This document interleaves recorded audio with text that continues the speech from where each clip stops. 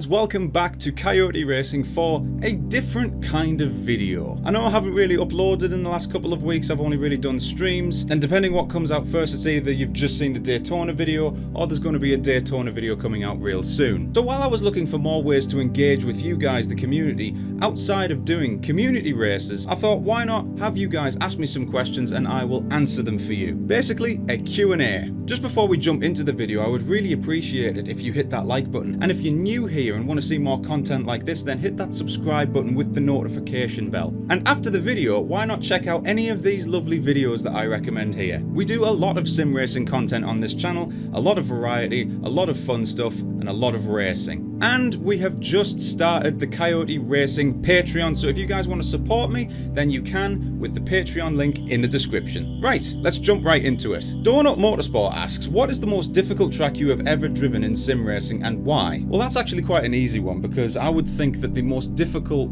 racetrack that I've ever had to try and learn is Targa Florio. Not only is it very twisty and complex and very narrow, it's also 72 kilometers long, so you've got to have the brain the size of this shed really in order to memorize your way around that place. It is a tremendous challenge, and quite possibly the most difficult racetrack you can learn. Another racetrack I could easily put in there is Macau. Now, Macau is my favorite racetrack in the whole world, but it is a tremendous challenge because it is so narrow and the margin for error is that small. You cannot have an accident, otherwise that is your race finished. Now, I'm going to throw two comments here because they actually both intertwine. John Doe asks, if someone was to get into sim racing, which game would you recommend they start with? And Jarvis the Wolf asks, what starting wheel would you recommend to someone who's looking to get into sim racing? I've recently covered that in a video that I've just recently released. The video is a part of a 3-part series about getting into sim racing and just getting started. Part 1 we cover the racing sims, Part 2 we cover wheels and wheelbases,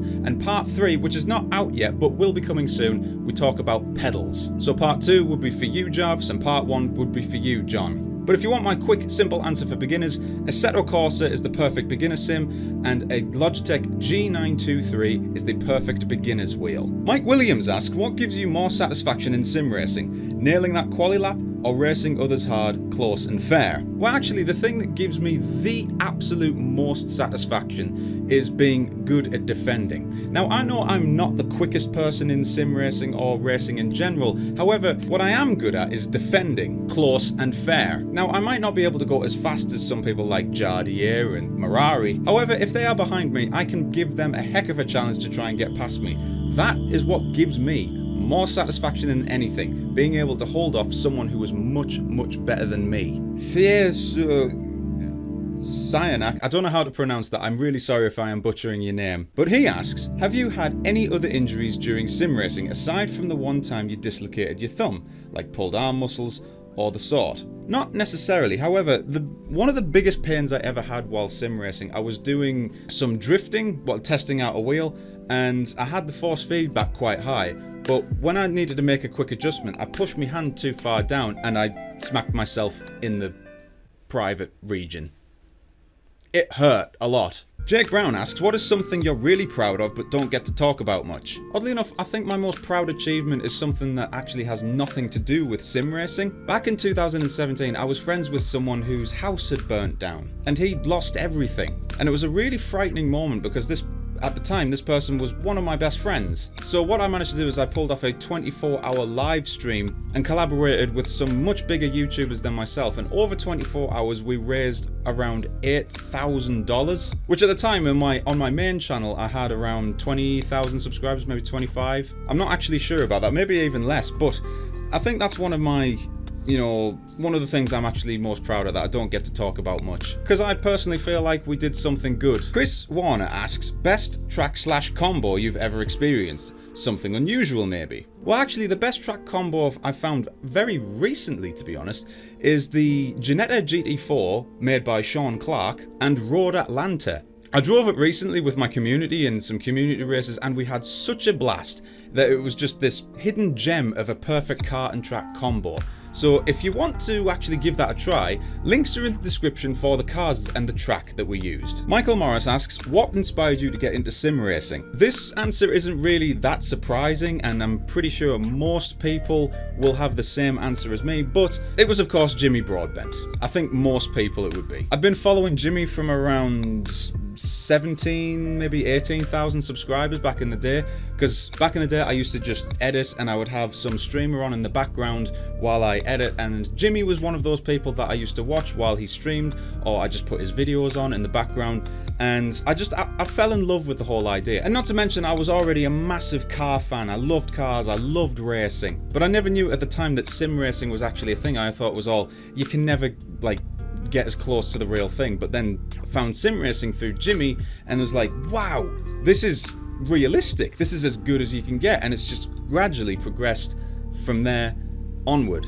I'm very lucky, to be honest, because I've known Jimmy for a couple of years now. We've collabed together in the past. He's went into superstardom in the sim racing community, but basic answer is Jimmy was the person that inspired me to get into sim racing. However, if you want to ask who got me into cars and racing itself, that would be my brother from a very early age. My brother bought me like these cards and stuff like that that had all the cars on, and I used to lay them out on the carpet and I would just name every single one, and it was because of that that my passion for cars and racing just grew from there. So you have my brother to thank. Also, side note, a little bit of lore here. It's also the reason why my racing number is 81. 1981 is when my brother was born, so my racing number is to commemorate my brother. JS11 asks, what's your predictions for the 2022 F1 season? Honestly, don't know. It is very difficult to tell at this point. I do believe though that Haas, the backmarker team from last year, are going to be strong midfielders. If not, if we've learned anything from Braun GP back in 2009, there's a chance that they could be the front runners. Small chance, but it's a possibility. Which driver is going to come out on top or where they're going to place, no idea. But I have a feeling that Ferrari and McLaren are going to be the cars that are close to the front this year. Quest asks, when's the Gran Turismo 4 playthrough happening? Don't know. More importantly, you should ask me, when are you going to play a Gran Turismo game full stop? Because I have never played a Gran Turismo game. I grew up with Dreamcast and Xbox, so I had games like, you know, the original Forza Motorsport, Project Gotham Racing, MSR, Sega GT. Those were the games I grew up with. I never got to be around Gran Turismo. Pinpoint Doggo asks, is it okay to do fan art for someone and ask if they would like it sent to them? Well, of course, if you're asking, I think that's a perfectly reasonable thing to do. Go right ahead. As long as you ask, it's perfectly fine. Jasper asks, what is your least favourite car of all time? That's a difficult one. I'd have to have a proper think about that. So I'll be right back. Okay, some of you probably will never have heard of this car before, but it's something called the Ginetta Akula, which is some sort of hypercar that Ginetta have made, but it is so ugly that if I was the owner of Ginetta, I would fire the chief designer immediately. Favourite vehicle? Now we're going from worst to favourite, okay. Honestly, it's a toss-up at the minute because it constantly changes, but I'd have to include like the Ferrari Daytona or the Ferrari 550 Barchetta. Love those two, those are my favourite Ferraris. I like the idea of a Toyota GT86, maybe the Skyline R33 GTR. I love those cars. Actually, do you know what? I think the R33 GTR's got to be probably my absolute favourite. Now I know a lot of you like the R32 and the R34. For me though, R33. It's the underdog. What is your end game of this channel? Well, to be honest, that's a difficult question because at the end of the day, I want to do this as my job. And I am doing this as my job. However, I don't want it to turn into my job, if that makes sense. I want this to be my hobby that I can, you know, live off of. My goal this year is to break 10,000 subscribers, which we're very close to doing, and then go to 25, 50, 100, and so on.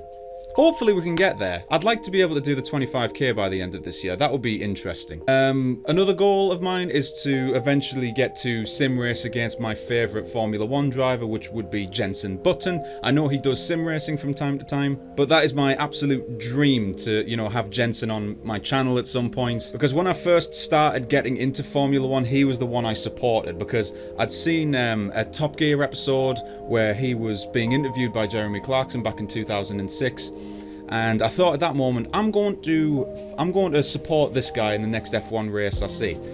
Luckily though, The following race was a week later, and that race was the Hungarian Grand Prix of 2006, where he won his first race. And I thought, after that, he's going to be my driver that I want to win. But the absolute end game for this channel for me is I want this channel to be a hub, like an escape for people to just come in and relax and just enjoy a bit of racing. I want to have a really good community behind it, and which we're already doing. We've got a great community on Discord, by the way. I don't want it to be like, hey, I'm on the screen, I'm talking to you. I want you to feel like that I am your friend and that you are my friend.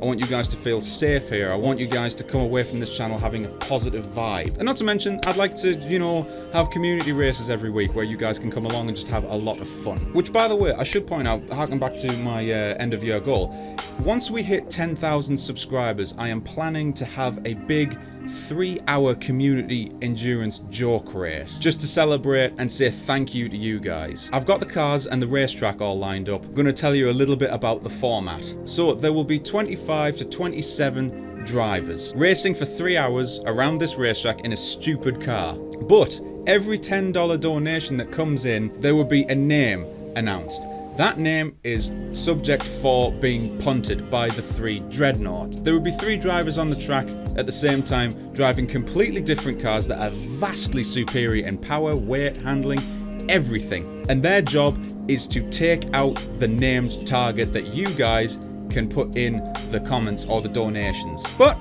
we've got to get to 10,000 subscribers first. So let's get there. If you're interested in that, by the way, do feel free to pop into the Discord, have a look around, say hello. Everyone's really friendly in there, and you guys are all welcome. Anyway guys, I think that's going to do it for today. I've thoroughly enjoyed doing this. If you've enjoyed this video, then feel free to leave a like, and if you're new to this channel, hit that subscribe button with the notification bell. And guys, we've just released Patreon, so if you guys want to support me and help me out that little bit extra, then my Patreon link is down below. And by the way, you get goodies, you get extra goodies if you support me. But also, if you guys want some Coyote Racing merch for your sim racing apparel, then head down to the IMB link where you can get these gorgeous Coyote Racing sim racing boots, sim racing gloves, sim racing jersey, sim racing jacket, the lot. You can get it all down in the link below. Anyway guys, thank you so much for watching, and I shall see you guys in the next race. Have a good night, everybody.